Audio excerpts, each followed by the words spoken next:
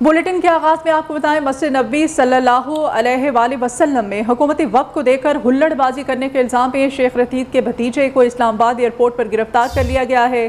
शेख राशिद शफीक समेत 15 नामजद और 100 से 150 नामालूम मुल्जिमान के खिलाफ फैसलाबाद में मुकदमा दर्ज है।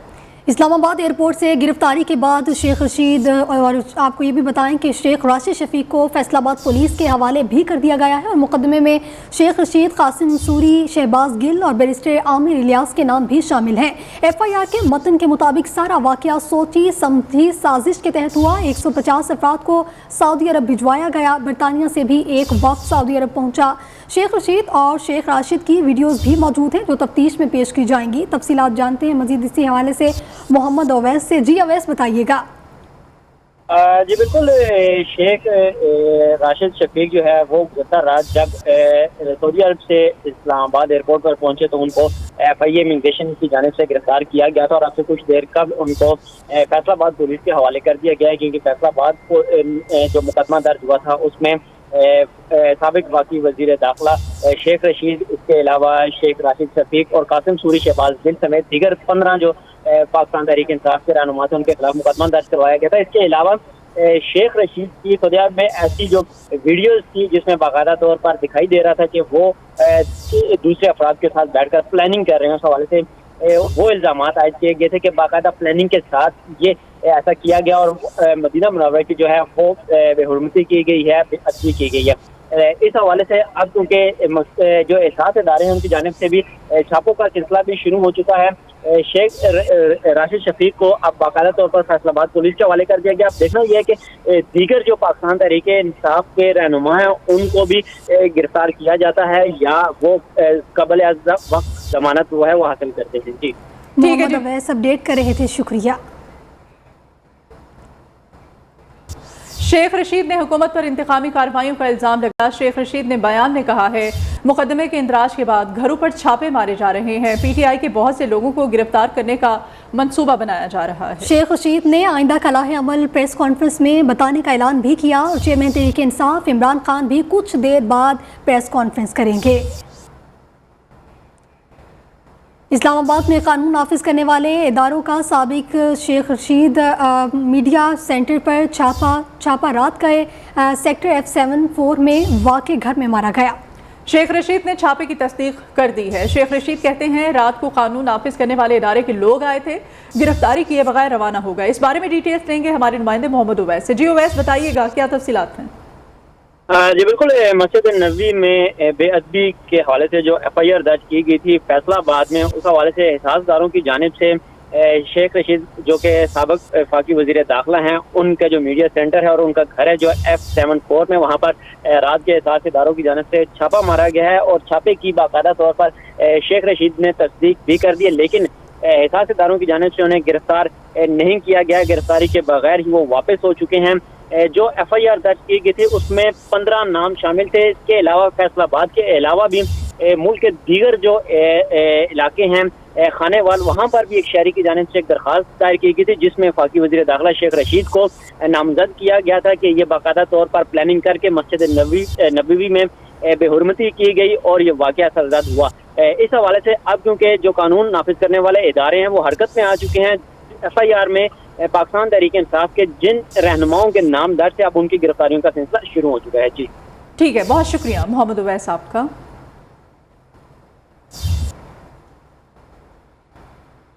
सऊदी अरब एक बार फिर पाकिस्तान की मदद को आ गया। तेल की मौके अदायगियों का पैकेज दुगना होने का इम्कान। $3 अरब जून 2023 तक वापस न लेने की तवक्को और इजाफी $2 अरब की रकम या सकूक शामिल करके तकरीबन 8 अरब का पैकेज पाकिस्तान को दिया जा सकता है। तेल की सहूलत $1 अरब 20 करोड़ से बढ़ाकर $2 अरब 40 करोड़ की जा रही है। बुनियादी मामला तय करके वजीर आजम शहबाज शरीफ वतन वापस आ गए हैं।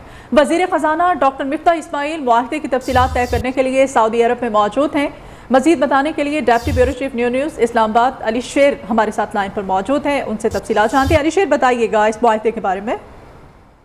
जी बिल्कुल, वज़ीर-ए-आज़म शहबाज शरीफ का इंतहाई अहम सऊदी अरब का जो दौरा था वो तकमील को पहुंचा और उससे जो रिजल्ट निकला है वो इन मुज़ाकरात में शरीक ज़राए का ये कहना है और उसकी जो एलामिया मुश्तरका एलामिया जारी किया गया है उसमें भी एक नुक्ते की क्लियरली तस्दीक हो गई है उसमें कहा गया है कि जो $3 अरब की के जो पैसे स्टेट बैंक में रखे गए थे दिसंबर 2021 में पिछली इमरान खान हुकूमत के दौर में, उसको जो है वो नहीं छेड़ा जाएगा। उसको सऊदी अरब जो है वो 2023 तक जो है वो मौखर कर रहा है, और जो तेल का पैकेज है उसको $1.2 बिलियन से बढ़ाकर $2.4 बिलियन किया जा रहा है। इस तरह जो है ये टोटल मिलाकर, उसके अलावा एक इम्पोर्टेंट जो है वो बात ये भी है कि $2 अरब इजाफी जो है वो भी पाकिस्तान को दिए जा रहे हैं। इन तमाम तफसीलात को तय करने के लिए वजीर खजाना मिफ्ताह इस्माइल जो है वो सऊदी अरब में मौजूद हैं। उन्होंने एक ट्वीट भी किया है कि जिसमें ये कहा है कि शहबाज शरीफ और उनको अलविदा कहा है, लेकिन मैं यहाँ पे हूँ।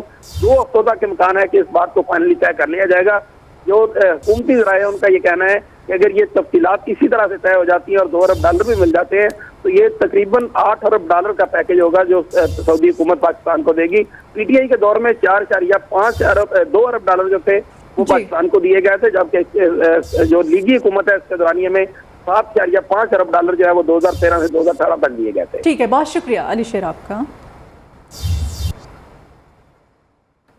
महंगाई से सताए अवाम के लिए खुशखबरी, पेट्रोलियम मसनूआत की कीमतें बरकरार रखने का फैसला। वज़ीर आज़म शहबाज शरीफ का अवाम के लिए एक और बड़ा रिलीफ, LPG की कीमतों में कमी कर दी। मई में अवाम महंगाई के एक और बड़े तूफान से बच गए। महंगाई से परेशान अवाम के लिए वजीर आजम शहबाज शरीफ का बड़ा रिलीफ पैकेज। ओगरा की पेट्रोलियम मसनूआत की कीमतें बढ़ाने की समरी मुस्तरद कर दी। ओगरा ने पेट्रोल 95 रुपए फी लीटर महंगा करने की समरी भेजी थी। डीजल 145 रुपए फी लीटर महंगा करने की सिफारिश भी मुस्तरद कर दी गई। मई के लिए पेट्रोलियम मसनूआत की कीमतें बरकरार रहेंगी। वजीर आजम शहबाज शरीफ का कहना है अवाम पर इतना बड़ा जुल्म नहीं कर सकते। हुकूमत ने अवाम को एक और रिलीफ भी दे दिया। LPG की कीमत 15 रुपए किलो कम कर दी गई। हुकूमत को चाहिए कि थोड़ा सा रिलीफ दे। इतनी महंगाई है, अब जिस बंदे की दिहाड़ी 500, 600, 700 रुपये है वो बेचारा अब कहाँ घर चलाएगा, घर का किराया देगा, बिजली का बिल देगा, क्या करेगा वो। महंगाई तो काफ़ी ज़्यादा है, आवाम बहुत टेंशन में है, और आटा, चीनी, घी सब कुछ ही महंगा हो गया। जिसके बाद LPG का 11 किलो का घरेलू सिलेंडर 180 रुपए 28 पैसे सस्ता हो गया है। हुकूमत अगर पेट्रोलियम मसनूआत की कीमतों में ओगरा की तजावीज़ को मंजूर करती तो आज 1 मई से पेट्रोल 244 रुपए फी लीटर और डीजल 90 रुपए फी लीटर तक महंगा हो चुका होता। पेट्रोलियम मसनूआत की कीमतें बढ़ने से महंगाई में जो इजाफा होना था, वज़ीर आज़म शहबाज शरीफ ने इसके आगे एक बंद बांध दिया है। और आवाम के लिए एक और अच्छी खबर है, बिजली की गैर एलानिया लोड शेडिंग में आज से 50% तक कमी हो जाएगी। वजारती तवानाई के मुताबिक बिजली की पैदावार में 2000 मेगावाट का इजाफा हो चुका है, जिसके बाद लोड शेडिंग में मतदरीज कमी होगी। वज़ीर आज़म शहबाज शरीफ ने 1 मई से लोड शेडिंग के मुकम्मल खात्मे का ऐलान कर रखा था, लेकिन वजारती तवानाई के मुताबिक ईंधन की कमी के बायस फिलहाल मुकम्मल लोड शेडिंग का खात्मा नहीं किया जा सकता। बिजली गई आई और फिर चली गई। कराची ता खैबर शदीद गर्मी में बार बार बिजली गायब। शहरियों की जिंदगी अजाब बन गई। सहरी अफ्तारी तो अंधेरे में की, क्या ईद भी बिजली के इंतजार में गुजारेंगे? अवाम ने सवाल उठा दिए। लोड शेडिंग बहुत ज़्यादा हो रही है और रोज़ेदारों को बहुत मुश्किलात का सामना है। नई हुकूमत आई है, इसे ये तो सोचना चाहिए था ना, ईद सर पर आई हुई है तो हम लोड शेडिंग कर रहे हैं, तेल नहीं दे रहा है। कपड़े वक्त पर कैसे दें, दर्जियों को भी फिक्र लग गई। लोड शेडिंग की वजह से ये है कि हमारा ऑर्डर लेट हो रहा है, और लेट होने की वजह से ये अब डर ये है कि कोई सूट रह गया तो फिर झगड़ा होने का भी खदशा है। जो कस्टमर है वो लड़ाई झगड़ा करता है, मेरा सूट नहीं बना। बिजली की बंदिश से मुख्तलिफ शहरों में पानी भी नायाब हो गया। शहरी कहते हैं इतना ही बता दिया जाए कि लोड शेडिंग का दौरानिया क्या है, ताकि घर में पानी और दीगर जरूरियात का मुतबादल इंतजाम कर लिया जाए। बिजली की बहुत ज़्यादा लोड शेडिंग है, इसकी वजह से बहुत ज़्यादा परेशानी हो रही है, हमें काम करने में मुश्किल हो रही है। पानी भी नहीं है, पानी भरने के लिए परेशानी हो रही है। लाइट तकरीबन फ़िलहाल तो घंटे के लिए जा रही है, 2 घंटे 1 घंटा मैक्सिमम, लेकिन दिन में है तकरीबन 3 से 4 घंटे हो जाती है। वजारत तवानाई का कहना है आज से आधी लोड शेडिंग खत्म होगी, यानी ईद पर भी बिजली की आनियां जानियां जारी रहेंगी। ईद करीब आते ही सब्जियों की कीमतें दुगनी हो गई हैं। टमाटर 160, प्याज 82 और लीमू 708 रुपए फी किलो के हिसाब से फरोख्त होने लगे हैं। शहरी कहते हैं कि इंतजामिया ईद की खरीदारी के रिलीफ फ्राहम नहीं कर सकी। इतवार बाजारों में महंगाई की क्या सूरत हाल है, इस्लामाबाद से अपडेट करेंगे हमें हमारी नुमाइंदा आयशा शुएब, जबकि कराची की सूरत हाल जानेंगे हम जाहिद गफ्फार से। पहले हम राब्ता करते हैं आयशा शुएब से, इस्लामाबाद की सूरत हाल जान लेते हैं। आयशा बताइएगा, इस्लामाबाद के रमज़ान बाजारों में इस वक्त महंगाई की क्या सूरत हाल है? जी बिल्कुल, ईद करीब आते ही अशीक और दनोश की जो कीमतें हैं उनको भी पर लग गए हैं, कीमतें आसमान से बातें कर रही हैं। पिछले हफ्ते से अगर अशीक और दनोश की कीमतों का मवाजना किया जाए तो इस हफ्ते 2 गुना कीमतों में इजाफा जो है वो रिकॉर्ड किया जा रहा है। टमाटर पिछले हफ्ते 44 रुपये किलो के हिसाब से फ़रोख्त हो रहा था, लेकिन आज टमाटर की जो कीमत है वो 160 रुपये किलो बताई जा रही है। इसके साथ साथ अगर प्याज की बात की जाए तो आज प्याज 82 रुपये किलो के हिसाब से फ़रोख्त किए जा रहे हैं, जबकि इसके साथ साथ अगर दीगर सब्जियों की बात की जाए जिनमें मटर है, मटर 210 रुपये किलो के हिसाब से फ़रोख्त किया जा रहा है। हमेशा हमें नज़र आता है कि इंतज़ामिया जो है वो कीमतों को कंट्रोल करने में नाकाम नज़र आती है। इस दफ़ा भी हमें ईद पर इंतज़ामिया जो है वो महंगाई को कंट्रोल करने में नाकाम नज़र आती है, जिसका मुँह बोलता सबूत आज सस्ते बाज़ारों में महंगाई का खूब अरूज। ठीक है, आयशा हमें इस्लामाबाद से अपडेट कर रही थी, आप साथ ही मौजूद रहिएगा। अब रुख करते हैं कराची का, जहां इतवार बाजार की सूरत हाल बताएंगे जाहिद गफ्फार। जाहिद गफ्फार, बताइएगा क्या सूरत हाल है?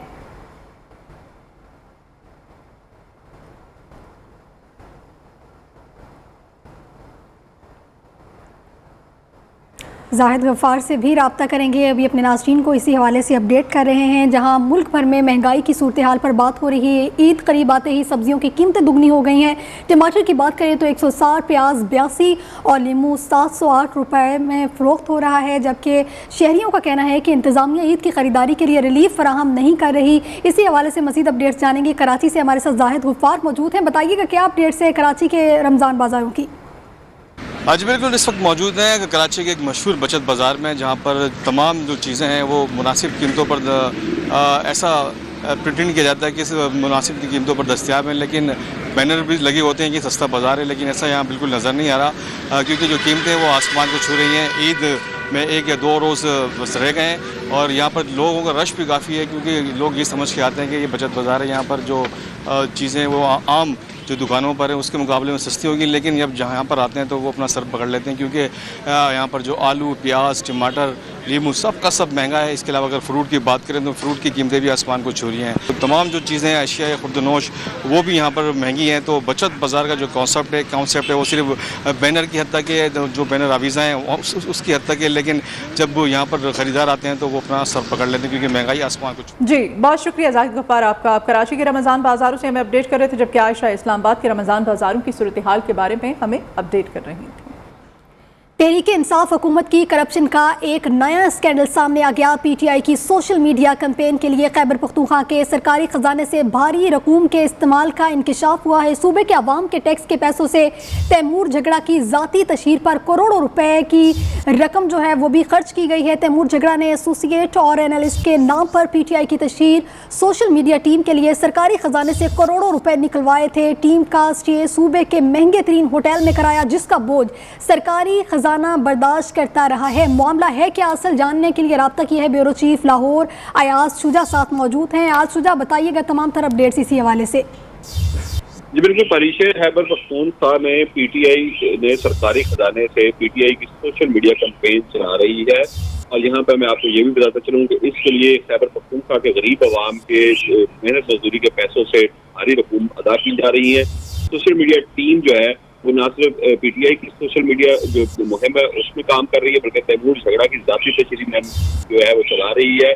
यहाँ पर ये भी आपको बताना चलूँ कि इनको लाखों रुपए की तनख्वाह और 5 स्टार होटल में स्टे दिया गया है। इस टीम के लिए जो वसाइल हैं वो सरकारी खजाने से इस्तेमाल किए जा रहे हैं। लैब और दीगर एहतसाब के इदारे जो हैं वो भी खामोश हैं, और दीगर जो क़वाइद और ज़वाबित नाफिज करने वाले इदारे हैं वो भी खामोश हैं कि किस तरह एक ज़ाती तशहीर के लिए और जमात की सियासी जमात की तशहीर के लिए सरकारी खजाने से प्राइवेट मेंबर जो हैं जो सोशल मीडिया में नाम रखते हैं उनको करोड़ों रुपए की अदायगी की जा सकती है। जी बहुत शुक्रिया आज सुझाव अपडेट कर रहे थे।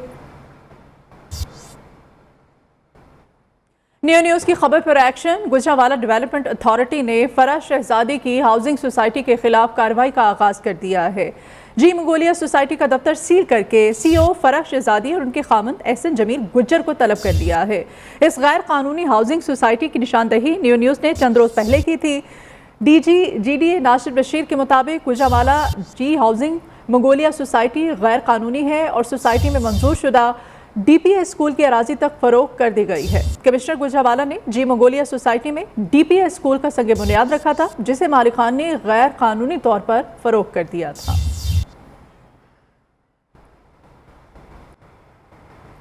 Welcome back. आप नाज़रीन, आपको बताएं कि मीठी ईद अपनों के साथ मनाने से खुशियां दुबाला हो जाती हैं और अपने प्यारों के साथ ये ईद मनाने के लिए शहरी अपने आबाई इलाकों को रवाना हो रहे हैं। शहरी कहते हैं कि ईद घर वालों के साथ ना मनाई जाए तो त्यौहार का मज़ा किरकिरा हो जाता है। हमारे नुमाइंदे हाफिज़ महबूब वदी लाहौर के एक रेलवे स्टेशन पर मौजूद हैं, वहाँ से उनकी सूरत हाल जानते हैं। महबूब, बताइएगा। बिल्कुल, ईद उल फितर के मौके पर जो है वो परदेशियों की अपने आबाई शहरों की वापसी जारी है। इस वक्त मैं मौजूद हूँ रेलवे स्टेशन पर, जहाँ पर लोगों की बड़ी तादाद जो है वो अपने वापस वो आबाई शहरों को जाने के लिए बेताब है। उनका कहना था कि छोटी ईद आ रही है, इस पर जो है वो मज़ा अपनी फैमिली के साथ ही ईद मनाने का आता है।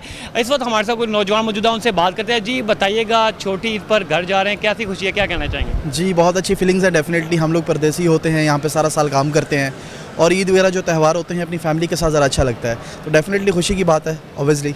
अच्छा बताइएगा, सिर्फ ईद के त्यौहार पे भी आप वापस जाते हैं कि इससे पहले भी जो दूसरी ईदें आती हैं कि स्पेशल पूरे साल में एक बार ईद पे ही जाते हैं वापस? नहीं, डेफिनेटली बीच में भी चक्कर लगता रहता है, लेकिन ईद की अपनी खुशी होती है, ज़्यादा एक क्यूरियोसिटी होती है घर जाने की, तो ईद पे ज़रा ज़्यादा अच्छा लगता है। बिल्कुल, जैसा कि आपने सुना, इनका कहना था कि ईद पे जो है एक ऐसा त्यौहार है जो अपनी फैमिली के साथ मनाना खुश आइंद होता है, तो इस हवाले से वो अपनी फैमिली के साथ जो है ईद मनाने के लिए यहाँ से जा रहे हैं और वहाँ पर अपनी ईद को भरपूर तरीके से एंजॉय करेंगे। जी, और अभी मौसम का अहवाल आपको बताएं। मगरबी बलूचिस्तान में आज तेज़ बारिश, जनूबी पंजाब और सिंध में गर्द आलूद हवाएं चलने और आंधियाँ चलने का इम्कान है। जी हाँ, महकमा मौसमियात ने पेश गोई कर दी है। मौसम में तब्दीली की ये लहर 5 मई तक जारी रहेगी। लाहौर, गुजरावाला, हाफिजाबाद, सियालकोट, नारोवाल, चकवाल और जेहलम में कल से बारिशों का सिलसिला शुरू होने का इम्कान है। Welcome back. दुनिया भर में आज मजदूरों का आलमी दिन मनाया जा रहा है। लाहौर की मेहनत कश खातून ने कम वसाइल के बायस ज़मीन पर ही बच्चियों की चीज़ों का स्टॉल लगा लिया है। तफसीलात रिजवाना शेख की इस रिपोर्ट में।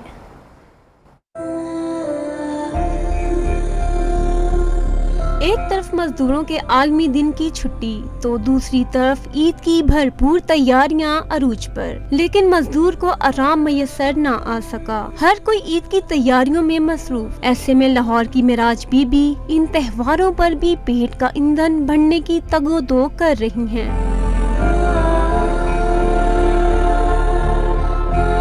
आंखों में आंसू लिए शोहर और बेटी की हादसे में वफात के बाद मेराज बीबी अपनी 2 नवासियों का बोझ अपने नातवा कंधों पर उठाए हुए हैं। मेरा नाम राज बीबी है। 15 साल तो ना मेरा मियाँ फौत हो गया। अपनी बेटी की खातर ना यह काम करनी है। मेरी 2 दोतरियां नहीं उन्होंने यतीम कर दिया। माशरे की बेहिसी के बाद अपनों ने बेरुखी से धुतकारा तो मेराज बीबी ने किसी के आगे हाथ फैलाने की बजाय मेहनत मजदूरी को तरजीह दी। सुख नहीं वेखे, मैं अपनी जिंदगी दुखी वेखे। मैं ऐसा उदा ही चुके सिर के उत्ते। वो छोटे संताद भी और शादीशुदा हो गए, फिर भी मेरे मुकदरा चाहे कुछ लिखे। मजदूरों के आलमी दिन के मौका पर मेराज बीबी का कहना है, जिंदगी भर मुश्किलात का हिम्मत और जवां मर्दी से डट कर मुकाबला किया, लेकिन अपनी खुदी का सौदा नहीं किया।